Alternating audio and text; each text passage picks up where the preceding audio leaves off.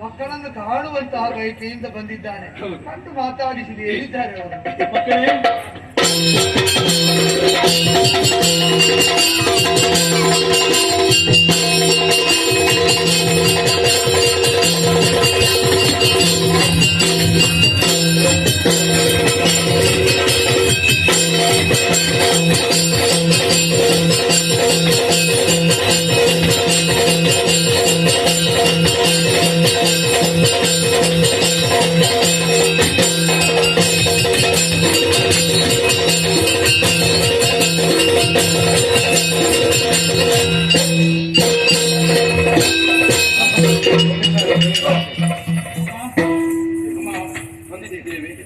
ಬಂದಂತಹ ಅತಿಥಿ ಯಾರಂತ ಪರಿಚಯ ಮಾಡಿಸಿ ಯಾರಂತ ಗೊತ್ತಾಗಿದೆ.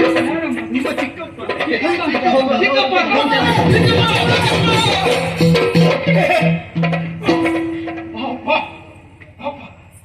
ಬಂಗಾರದ ಪ್ರತಿಭೆಗಳಂತಿರುವಂತಹ ನನ್ನ ಮುದ್ದು ಮಕ್ಕಳನ್ನು ಕಂಡರಲ್ಲ. ಕಣ್ಣುಗಳು ಪಾವನವಾದವು, ನನ್ನ ದೇಹ ಪುಳಕಗೊಳ್ತಾ ಇದೆ.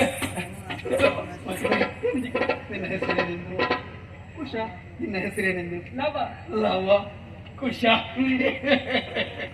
ನನ್ನ ಹೆಸರೇನೆಂದು ಕೇಳಿದಿರಾ? ಹೇಗೆ ಚಿಕ್ಕಪ್ಪ? ಶತ್ರುಘ್ನ. ಶತ್ರುಘ್ನ ಚಿಕ್ಕಪ್ಪ. ಶತ್ರುಹರ ಹೀಗೂ ಕರೀತಾರೆ. ಕಾಲ ಎಲ್ಲವನ್ನೂ ಪಚನ ಮಾಡ್ತಾ ಮಾಡ್ತಾ ಮಾಡ್ತಾ ಪಕ್ವವಾಗಿರ್ತದೆ. ರಾಮಚಂದ್ರನ ಆಣೆ ಆಡಿದವಳು ರಾಮಸತಿಯಾದ ಸೀತಾದೇವಿ. ವಚನಬದ್ಧತೆ ಸೂರ್ಯವಂಶದವರಿಗೆ ಎಷ್ಟು ಪ್ರಧಾನ ಅಂತ ಗೊತ್ತು ತಾನೆ. ಎಲ್ಲದಕ್ಕೂ ಕಾಲ ಬಂದೇ ಬರ್ತದೆ. ಕಾಯುವ ಪ್ರತೀಕ್ಷೆಯನ್ನು ತಾಳ್ಮೆಯನ್ನು ನಾವು ಉಳಿಸಿಕೊಂಡ್ರೆ ಇಂದಲ್ಲ ನಾಳೆ ಶುಭ ನಿರೀಕ್ಷೆ ಸಫಲವಾಗುತ್ತದೆ. ಯಜ್ಞಾಂಗದಲ್ಲಿ ಭಾಗವಹಿಸುವುದಕ್ಕೆ ನೀ ತೆರಳಬೇಕು. ಸರಿ, ಯಜ್ಞ ಮುಗಿಲಿ, ಕಾಲ ನೋಡಿಕೊಂಡು ಎಲ್ಲವೂ ಬಂದು ಸೇರ್ತದೆ. ಆಗಮನದ ನಿರೀಕ್ಷೆಯಲ್ಲಿದ್ದೇನೆ. ನೋಡೋಣ, ದೈವ ಪ್ರೇರಣೆ ಆದಾಗ ನಾವು ಬಂದೆವು, ಬಂದು ಸೇರಿಯೆವು. ಒಳ್ಳೇದಾಗ ಒಳ್ಳೇದಾಗ. ಹೋಗಿ ಬರ್ತೇನೆ ತಾಯಿ. ಚಿಕ್ಕಪ್ಪನಿಗೆ ನಮಸ್ಕಾರ ಮಾಡಿ ಹೋಗಿ ಬರ್ತೇನೆ ಆದಷ್ಟು ಬೇಗ.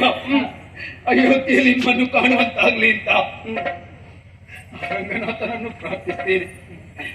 ಹೋಗಿ ಬರ್ತೇನಪ್ಪ.